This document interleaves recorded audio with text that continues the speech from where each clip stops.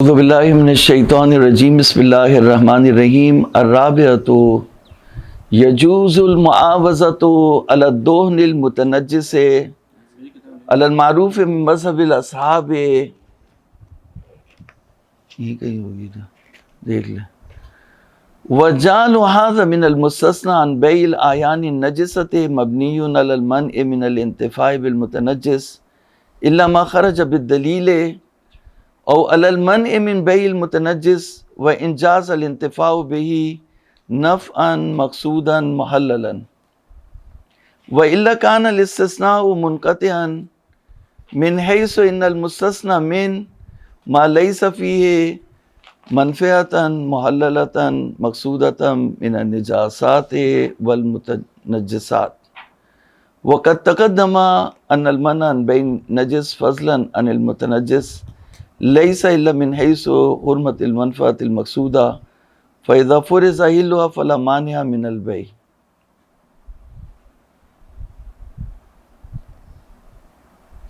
یہ ہماری جو بحث تھی وہ یہ تھی کہ آیان نجسہ کے اوپر بزنس کرنا تکسب ہو بالآیان نجسہ حرام. شیخ نے پہلی کیٹیگری یہی بیان کی تھی کہ البیع عن النجس عن الآیان النجسہ، نجس العین کو بیچنا خریدنا حرام ہے. اس میں سے 4 چیزوں کو انہوں نے مستثنیٰ کیا تھا. پہلا جو تھا وہ کافر تھا، کافر غلام. دوسرا کتا تھا، وہ مستثنیٰ تھا، الکلب المعلم. تیسرا جو تھا اسیر نبی اذا غلا ولم یذهب ثلثاہ. تو یہ تو نجاسات میں بھی شامل نہیں ہو جو آپ بات کر رہے تھے، نجاسات 10 ہیں اس میں یہ نہیں ہے. تو یہ تیسرا مستثنیٰ ہوا تھا جس پہ بحث چلی ہماری اور ہم نے شیخ کی نظر بھی بیان کر دی. چوتھا جو ہے وہ الدہن المتنجس ہے. اب پہلی چیز تو یہی ہے کہ جب آپ نے آیان نجسہ کے تکسب کو حرام قرار دیا، آپ نے کہا کہ عین نجس کا بیچنا خریدنا اور اس پہ کمانا اور کسی طرح کے بھی بزنس کرنا حرام ہے، اور اس سے مستثنیٰ ہوئی ہے 4 چیزیں.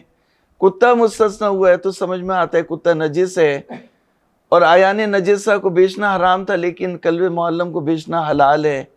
عبد الکافر نجس العین تھا پھر بھی اس کا بیچنا حلال ہے تو یہ مستثنیٰ ہے.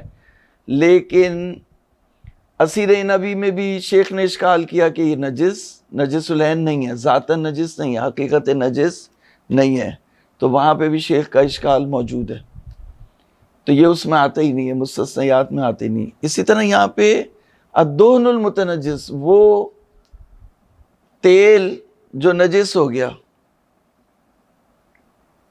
وہ تیل جو کیا ہو گیا، نجس ہو گیا، تو دہن المتنجس اس کا بیچنا جو ہے وہ مستثنیات میں کیسے ہو سکتا ہے؟ کیونکہ ایک چیز جو ذاتاً نجس نہیں ہے اس کو آپ مستثنیٰ کر رہے ہیں کس سے؟ نجاسات سے. تو پہلی جو بحث ہے، یہ پہلا نقطہ ہے آج کے درس کا، وہ یہ ہے کہ استثناء یہاں پر جو ہے وہ متصل ہے یا منقطع ہے. اچھا، اب یہ بھی ہو سکتا ہے کہ جیسے ایک دمبا مر گیا اور ہم نے اس کی چکی کاٹی اور اس کو پگھلا کے تیل بنا لیا، تو یہ دہن متنجس ہے یا نجس ہے؟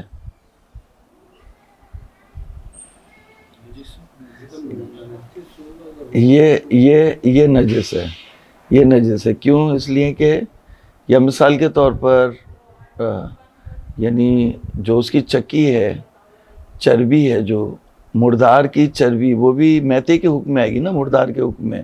تو مردار بیچنا تو حرام ہے، مردار کو پگھلا کے آپ بیچنے تو وہ مثلا یا زیت نجس، مثال کے طور پر زندہ کوئی جانور ہے اس کی چربی آپ نے کاٹ لی، تو جو حصہ آپ نے کاٹا المبانو من الحی، المبانو من الحی بھی میت مردار کے حکم میں ہے. اگر اس کی چربی کاٹ لی تو وہ بھی نجس العین ہوگی مردار کے حکم میں، میتا کے. اگر درد ہو تو اس میں آئے گی.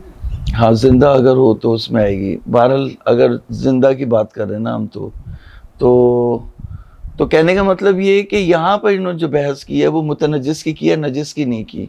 تو نجس کی بھی جو ہے وہ تصور ہو سکتا ہے، لیکن ابھی پہلی بحث یہ ہے کہ یہ مستثنا آیان نجسہ سے ہے یا آیان متنجسہ سے ہے۔ اگر آیان متنجسہ سے ہے تو استثناء جو ہے وہ منقطع ہو جائے گا۔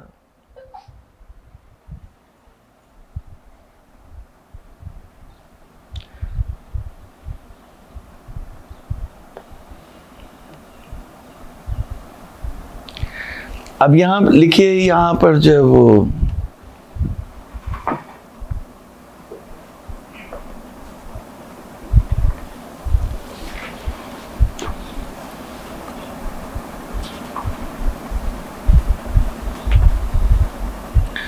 پہلی بحث اس میں ہے کہ استثناء متصل ہے یا منقطع۔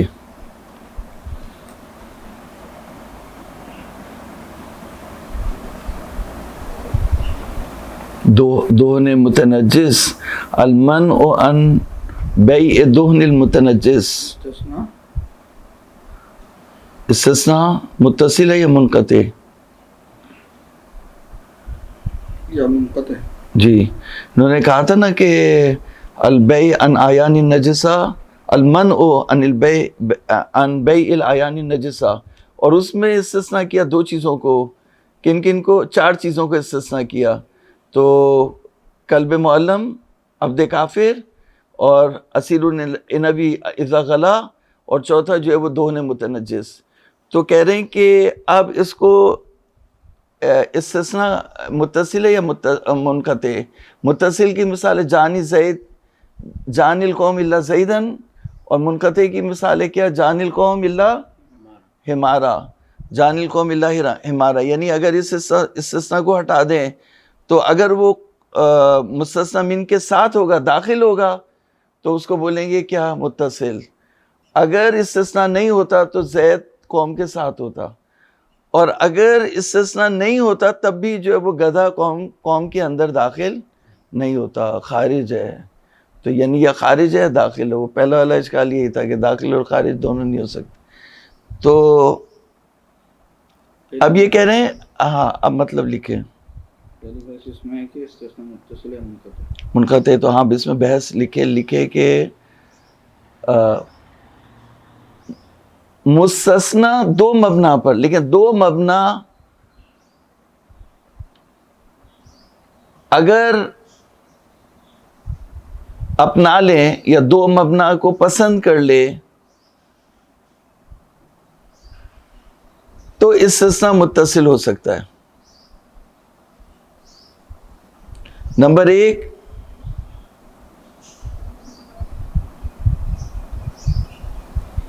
دو مبنا اپنا لیں تو استثناء متصل ہو سکتا ہے۔ یہ جملہ ہے، 2 مبنا اپنا لیں تو استثناء متصل ہو سکتا ہے۔ نمبر 1، عین نجس سے عین نجس کا بیچنا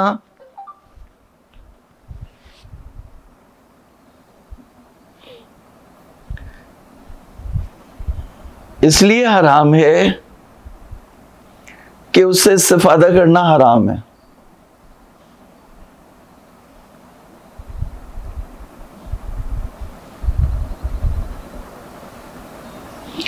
عین نجس کا بیچنا حرام ہے اس لیے کہ اس سے استفادہ کرنا حرام ہے۔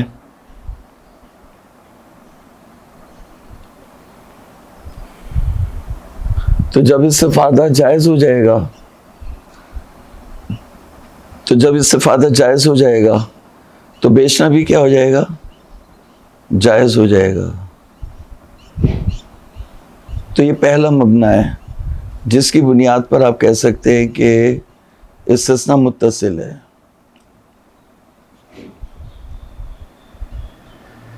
نمبر 2، اس بنیاد پر آپ کہہ سکتے ہیں کہ استثناء متصل ہے۔ اسے لکھنے کی ضرورت نہیں ہے، پہلے بول چکے ہیں۔ تو نمبر 2،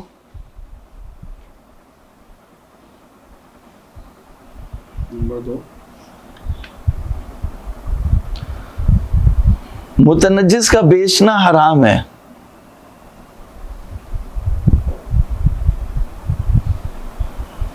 اگرچہ اس سے استفادہ کرنا جائز کیوں نہ ہو. متنجس کا بیچنا حرام ہے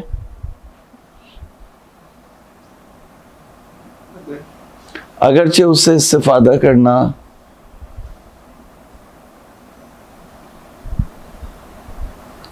جائز کیوں نہ ہو، یعنی جائز منافع اس کے اندر ہو تب بھی اس کا بیچنا حرام ہے.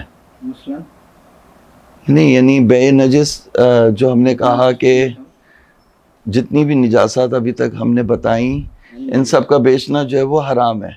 اگر ہاں عین نجس اس سے استفادہ جائز بھی ہو تب بھی ان کا بیچنا کیا ہے؟ حرام ہے. جیسے خون ہے، خون کا بیچنا حرام ہے، جائز استفادے ہو تب بھی خون کا بیچنا حرام ہے. اب جیسے پیشاب ہے، اونٹ کا پیشاب ہے یا اونٹ جلالہ ہو یا اونٹ موتوا ہو تو اس کا بیچنا جو ہے وہ، اس کا پیشاب بیچنا جو ہے وہ حرام ہے. تو اگر جائز استفادے ہو تب بھی اس کا بیچنا کیا ہے؟ حرام ہے. تو اب عام صورت یہ ہو گئی کہ متنجس کا اور نجس کا بیچنا حرام ہے اگرچہ جائز استفادے ہی کیوں نہ ہو. تو یہ اس سے مستثنا ہے. کیا؟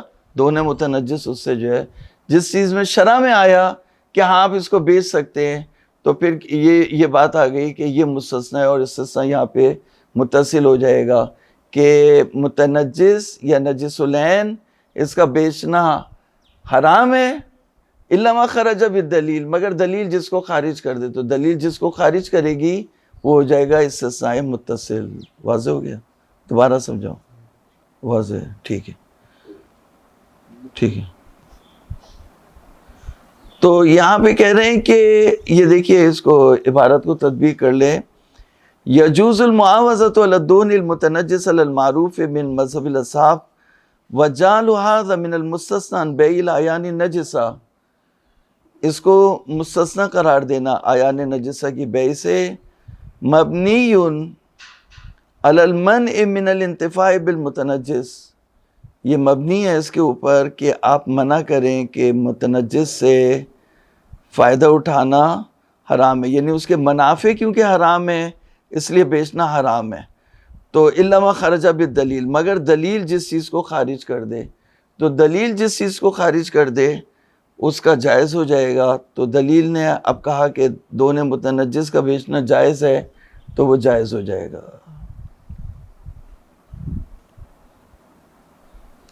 اول المنع من بیع المتنجس، یا ہم کہیں کہ بیع متنجس کا بیچنا حرام ہے اگرچہ اس میں جائز فائدے کیوں نہ ہو.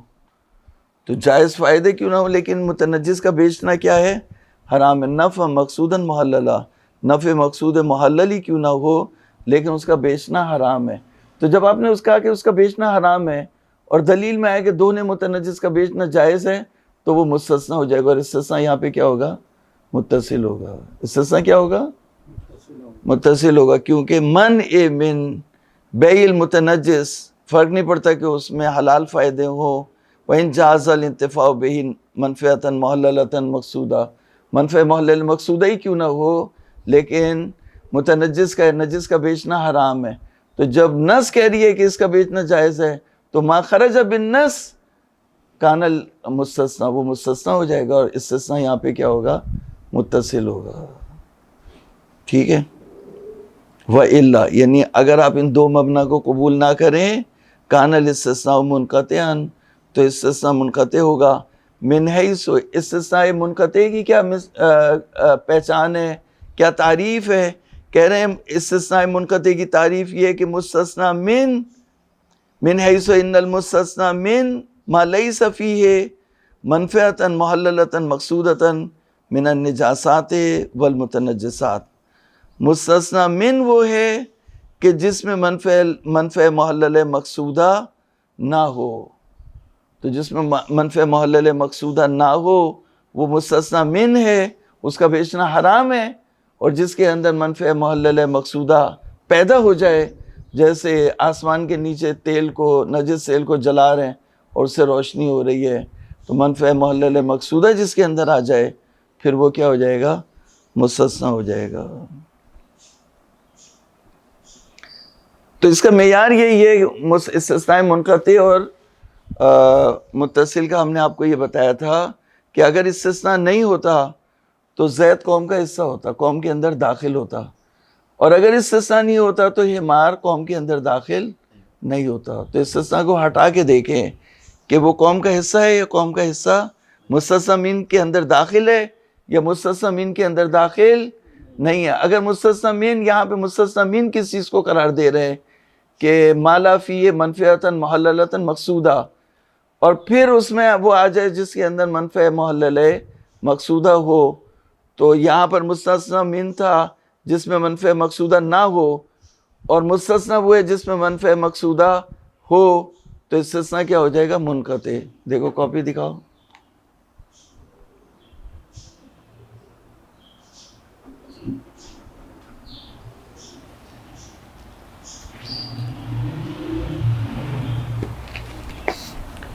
یہاں پہ جو ہے وہ آپ نے کہا کہ منفع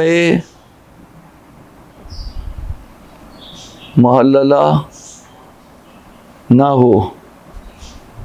ہو، مستثنی من میں کہا کہ منفع محللہ نہ ہو، اور مستثنی، یہ مستثنی من ہے، اور مستثنی میں آپ کیا کہہ رہے ہیں کہ منفع محللہ ہے، منفع محللہ ہے ہو، تو اس کا مطلب ہے یہ اس سے نہیں نکلا جس میں منفع محللہ ہے اور جس میں منفع محللہ نہیں ہے، دونوں الگ الگ موضوع ہیں۔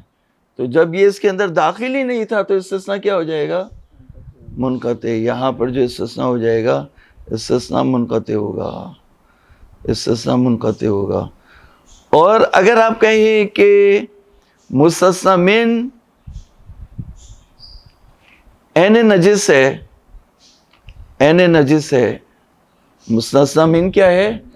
عین نجس ہے، تو یا اس وجہ سے کہ اس کے اندر منافع محللہ نہیں ہے، یا اس وجہ سے کہ المنع عن بیع نجس فضلاً کہ اس کے اندر منافع محللہ ہو یا نہیں ہو دوسرے مبنی کے مطابق، تو مستثنی من عین نجس ہے، تو جو اس سے خارج ہو وہ کہیں کہ عین نجس، عین نجس مثال کے طور پر کلب معلم، اور عین نجس جو ہے وہ عبد کافر، اور عین نجس جو ہے وہ زیت نجس مثال کے طور پر زیت النجس، تو یا اسیر نبی بھی جو ہے وہ اس میں تو انہوں نے شیخ نے مانا ہی نہیں، تو اس کو رکھ لیتے۔ تو مستثنی من جو ہے وہ عین نجس ہے، اور یہ عین نجس ہے لیکن اس کا بیچنا جائز ہے، یہ عین نجس ہے عبد کافر لیکن اس کا بیچنا جائز ہے، یہ زیت نجس عین نجس ہے لیکن اس کا بیچنا کیا ہے؟ جائز ہے۔ تو پھر یہاں پر جو ہے وہ جب زیت نجس عین نجس ہے اور اس کا بیچنا جائز ہے تو یہ کیا ہو جائے گا؟ استثناء یہاں پہ ہو جائے گا متصل، استثناء یہاں پہ جو ہے وہ متصل ہو جائے گا، یہ ٹھیک ہے۔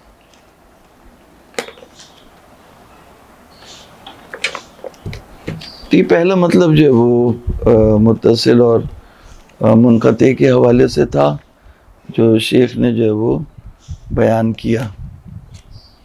وقد تقدم ان المنع عن بیع النجس فضلا عن المتنجس لیس الا من حیث حرمت المنفعۃ المقصودہ، اور یہ بات گزر گئی کہ نجس سے جو روکا فضلا عن المتنجس، یعنی نیچے جائے کہ متنجس ہو، نجس سے بھی روکا تو اس لیے روکا کہ اس میں منفع مقصودہ حرام تھی، تو اگر فرض ہو جائے کہ منفع مقصودہ حلال ہے فلا مانع من البیع۔ ویظہر من الشہید الثانی فی المسالک خلاف ذلک، شہید ثانی سے مسالک میں جو ظاہر ہوتا ہے اس کے خلاف ہے۔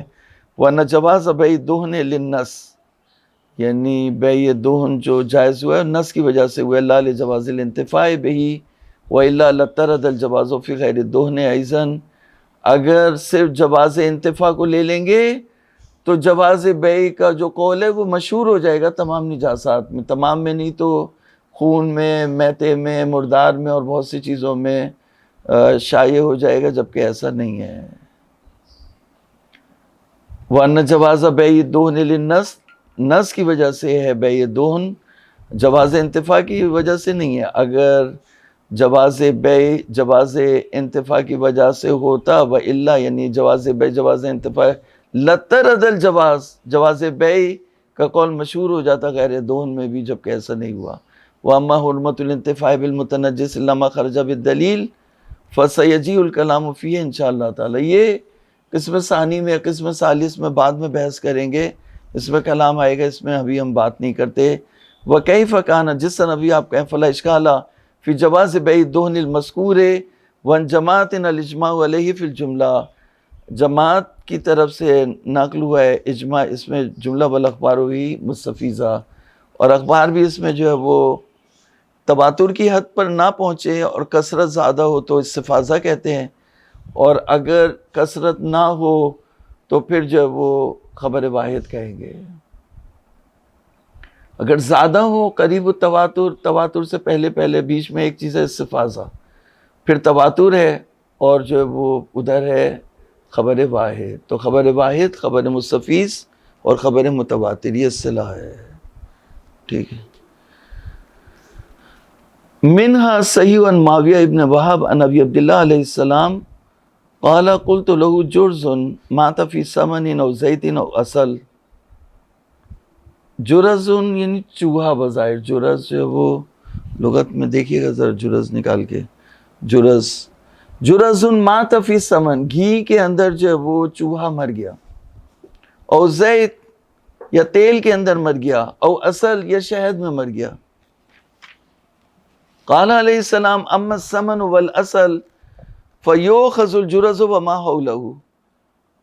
گھی کے اندر اگر چوہا مر گیا تو مولا نے فرمایا کہ اوپر سے تیل اور وہ چوہے اور اس کے اطراف سے جو ہے وہ نکال کے پھینک دیں گے، باقی جو ہے وہ صحیح ہوگا.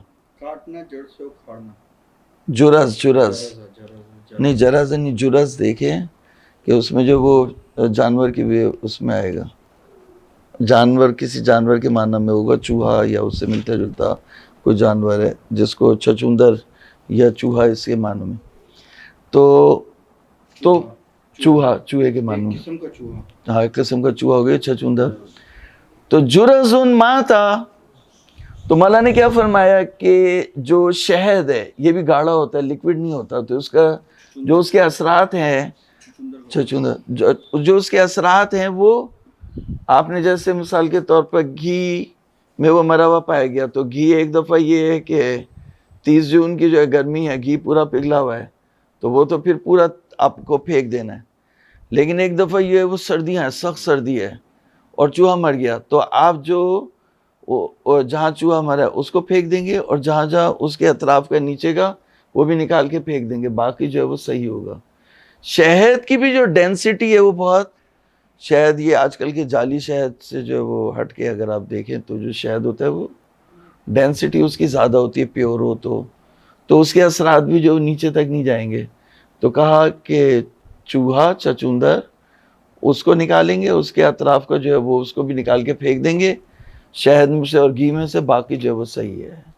لیکن جو تیل ہے، تیل پورا کا پورا پھینکنا پڑے گا. تو مولا نے تفریق کی کہ جو شہد تھا اور گھی تھا اس کا کہا کہ اوپر کا نکال کے اور اس کے جو اطراف کا ہے ماحولہ، ماحول بھی اسی کو کہتے ہیں، اس کے اطراف کا ماحولہ جو اس کے اطراف میں ہے وہ نکال کے پھینک دیں گے.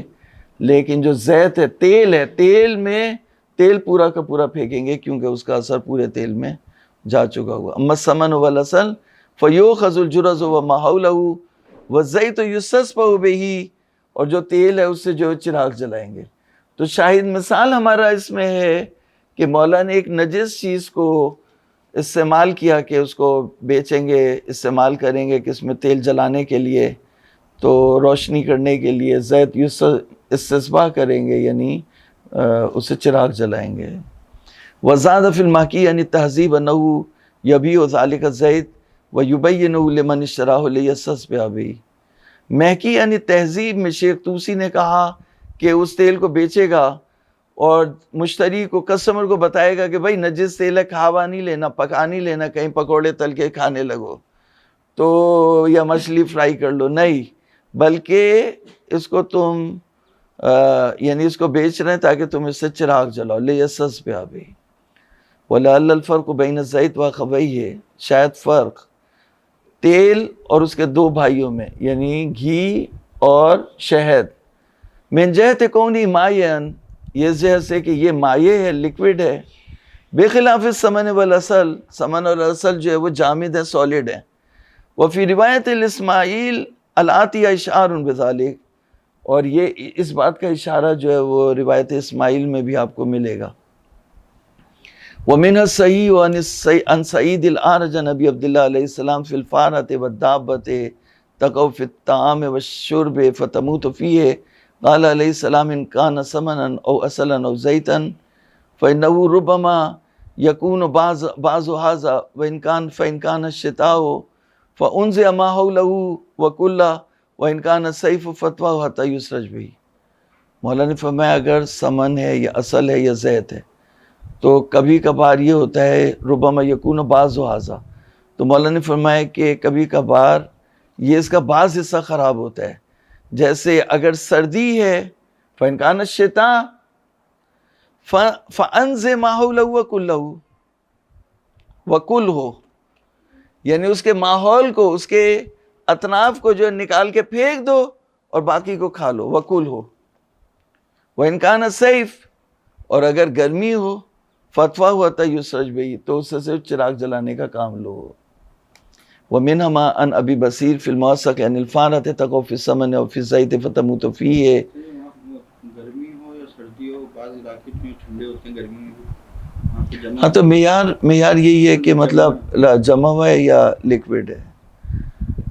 ابھی بصیر موثق میں چوہے سے نقل کرتے ہیں جو گر گیا گھی میں یا تیل میں فتموت فیہ، اور مر جاتا ہے. قال علیہ السلام ان کان جامدن، اگر جامد ہے فیطرحہ وما حولہا ویوکل ما بقیہ وان کان ذائبا، اگر جذب ہو گیا پورے میں فَأَسْرِجْ بِهِ، تو چراغ جلائیں. وَعَالِمْهُ اِذَا بِيْتَهُ، اور انہیں بتائیں جب بیچیں تو مشتری کو بتائیں، کسٹمر کو بتائیں کہ یہ نجس تیل ہے، اس میں چوہا مر گیا تھا، یہ پکانے کے لیے نہیں ہے بلکہ یہ چراغ جلانے کے لیے ہے.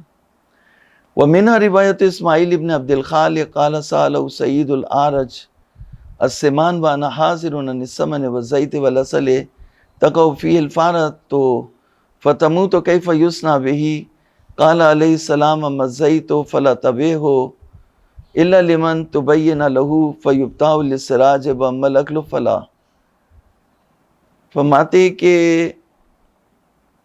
سعید اعرج سمان نے جو وہ سوال کیا، سمان یعنی یہ گھی کا کاروبار کرتا تھا، گھی بیچتا تھا، تو میں حاضر تھا، میں بیٹھا ہوا تھا جب اس نے سوال کیا تیل سے اور گھی سے اور شہد سے کہ جس میں چوہا مر جائے تو کیا کیا جائے اس کا. تو مولانا نے فرمایا مزید فلا تبعہ، تو مولانا نے فرمایا تیل کو تو نہیں بیچنا الا لمن تبین له، مگر اس شخص کے لیے جس کے لیے واضح ہو جائے کہ یہ وہ نجس تیل ہے جس میں چوہا مر گیا تھا. فیبتاع للسراج، تو یہ چراغ جلانے کے لیے بیچا جائے. واما الاکل فلا، کھانا اس سے نہیں کھا سکتے. واما الثمن، جہاں تک گھی کی بات ہے فإن كان ذائبا، اگر یہ اس میں جذب ہو جائے فکذالک، تو اس کا یہی حکم ہے کہ پھینک دو، یعنی اس کو صرف چراغ جلانے کے لیے رکھو. وإن كان جامدا، اگر یہ گھی جامد ہے، والفارۃ فی اعلاہ، اور چوہا اس کے صرف اوپر کے حصے میں ہے، فیؤخذ ما تحتہا، تو اس کے نیچے سے بھی جو لیں گے اور لے کے پھینک دیں گے. وما حولہا، اور اس کے اطراف کو بھی پھینک دیں گے جہاں تک اثر آیا ہو. ثم لا باس بہ، پھر اس کو استعمال کر لیں گے. والعسل کذالک ان کان جامدا، اور شہد بھی اسی طرح سے ہے اگر جامد ہو. وصلی اللہ علی محمد وآلہ الطیبین الطاہرین.